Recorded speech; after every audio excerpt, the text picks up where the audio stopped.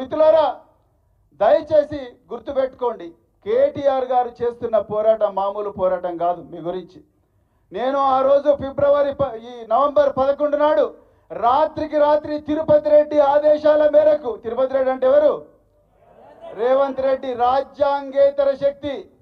ఈ రాష్ట్రంలో రేవంత్ రెడ్డి సీఎం అయితే రేవంత్ రెడ్డి వెనుకున్న రాజ్యాంగేతర శక్తులు ఎవరైతే ఉన్నారో ఈ తిరుపతి రెడ్డి ఆదేశాల మేరకు ఆ రోజు నవంబర్ 11వ తారీఖు నాడు రాత్రి సెల్ ఫోన్ టవర్లు డిసేబుల్ చేసి కరెంటు కట్ చేసి లగచెర్ల గ్రామంలో మారణం అంటే అత్యంత దౌర్జన్యమైన అధ్యాయం తెరిచిన మరి పోలీసులు.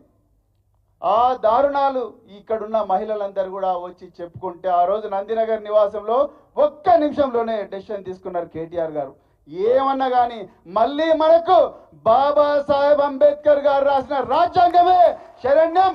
ఆర్టికల్ 338 ప్రకారం, రాజ్యాంగంలో ఆర్టికల్ 338 ప్రకారం రాజ్యాంగం మనకిచ్చిన ఆర్టికల్ 19, ఆర్టికల్ 21 ప్రకారం జీవించే హక్కు ఏదైతే ఉన్నదో ఆ జీవించే హక్కు కోసం న్యాయబద్ధమైన పోరాటం చేద్దామని ఒక్క నిమిషం నిర్ణయం తీసుకొని అందరినీ కూడా విమానంలో తీసుకొని ఢిల్లీ పోయినా.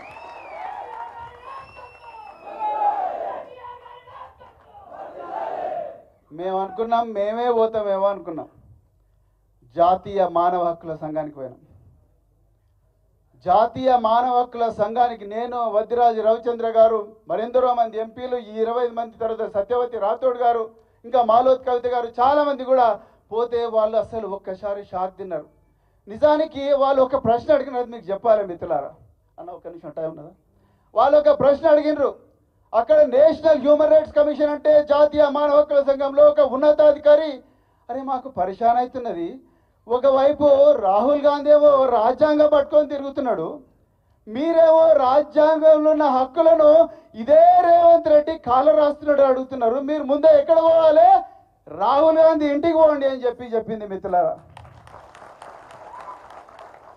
ఆ జ్యోతిబాయి నన్ను ఏమడిగింది, సార్ ఆయన అడ్రస్ ఎక్కడ చెప్పండి సార్ అన్నది.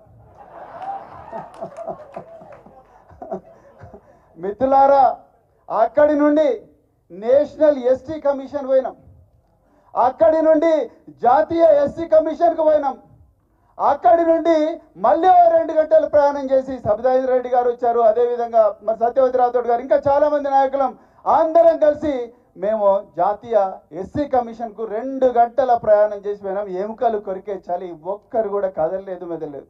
నేను ఆ జ్యోతిబాయి గారిని అడిగిన, అమ్మ మీరు 8 నెలల గర్భవతి, దయచేసి మీరు ఇక్కడే ఉండండి, మీరు హైదరాబాద్లోనే ఉండండి అంటే, లేదు సార్ నా బిడ్డ నా భర్తనే దూరం చేసిండ్రు, నా బిడ్డ, నా కడుపులో ఉన్న బిడ్డ నా పోరాటం ఏందో తెలుసుకోవాలని చెప్పి, మాకు జరిగిన అన్యాయాన్ని తెలుసుకోవాలా అని చెప్పి మరి ఆమె మా ఎంబడి వచ్చింది. అట్లా చాలామంది మహిళలు వచ్చిండ్రు. మిత్రులారా చాలామంది నాయకులు, నాకు తెలిసినంత వరకు నేను ఓపెన్ చెప్తున్నా, కేటీఆర్ గారి ముఖస్థుతి కాదు కానీ నాకు తెలిసిన నాయకులు ఒక అధికారిగా 26 సంవత్సరాలు చేసిన కాబట్టి ఎవరు కూడా ఓపెన్గా రెస్పాన్సిబిలిటీ తీసుకోరు. బై ఫార్ములా ఈ రేసింగ్, అది సందర్భం కాదు కానీ చెప్పాలి ఒక మాట.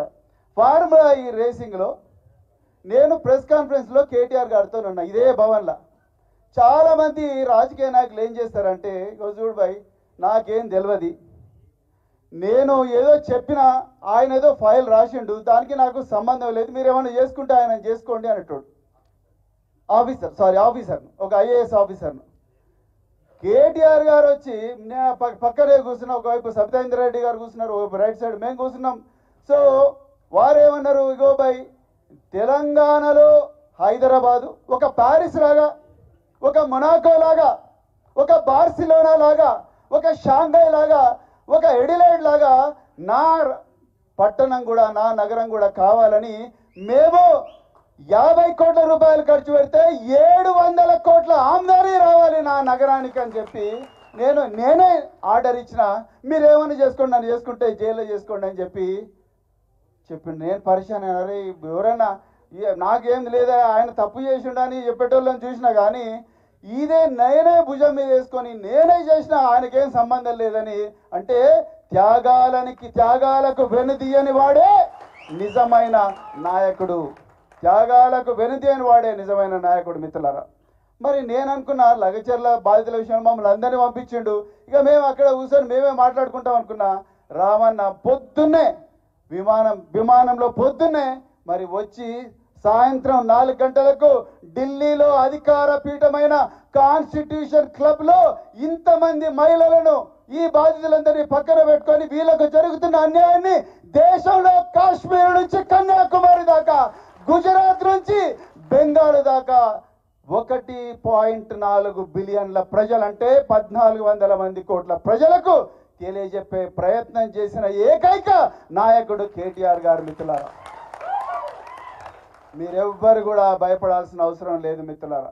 నేను అన్నతో చాలాసార్లు అన్న, కేసులు గీసులు అంటున్నారు, అవి అంటే ఏమన్నా కానీ జైళ్ళ కన్నా పోదాం, ఉరికమ్మం ఎక్కినా పర్వాలేదు కానీ వీళ్ళకు న్యాయం జరగాలని చెప్పిన గొప్ప నాయకుడు ఇవాళ మన దగ్గర ఉన్నారు.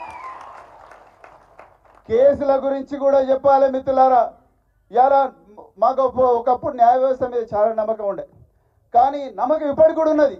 నేను వినమ్రంగా చెప్తున్నా, నమ్మకం ఇప్పటికి కూడా ఉన్నది. కానీ మాకెందుకో పట్నం నరేందర్ రెడ్డి బెయిల్ విషయంలో, లగచర్ల బాధితుల బెయిల్ విషయంలో 40 రోజులు వీళ్ళు జైల్లో ఉన్నారంటే మాకైతే బాధ అనిపిస్తున్నది. అల్లు అర్జున్కు 1 రోజు వస్తుంది బెయిల్, పట్నం నరేందర్ రెడ్డి ఏ పాపం చేసి 40 రోజులు పెడతారు. అల్లు అర్జున్కు 1 రోజుల బెయిల్ వస్తుంది, పట్నం నరేందర్ రెడ్డి చేసిన పాపం ఏంది? భూములు 1374 ఎకరాలు బల్లులు కూడా గుడ్లు పెట్టలేదన్నాడుగా రేవంత్ రెడ్డి. అటువంటి భూములలో మరి బంగారం లాంటి పంటలు పండించిన రైతుల పక్షాన నిలబడ్డందుకు ఇవాళ పట్నం నరేందర్ రెడ్డి 40 రోజుల నుంచి జైలున్నాడు. 16 మంది రైతులు గుండెపోటు వచ్చిన హిర్యానాయకు బేడీలు వేసుకొని హాస్పిటల్లో కూడా బెడ్కు బేడీలు వేసి పెట్టిన దుర్మార్గమైన ప్రభుత్వం. ఎన్నిసార్లు వీళ్ళ ఫైలు వికారాబాద్ కోర్టుకు పోతుందండి?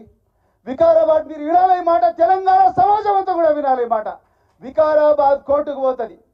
వికారాబాద్ కోర్టుకు పోయిన తర్వాత 24 రోజుల తర్వాత వికారాబాద్ కోర్టు వాళ్ళు చెప్తారు, ఇది మా కేసు కాదు, మీరు హైదరాబాద్లో నాంపల్లి కోర్టులో పోయి చేసుకోండి అంటారు.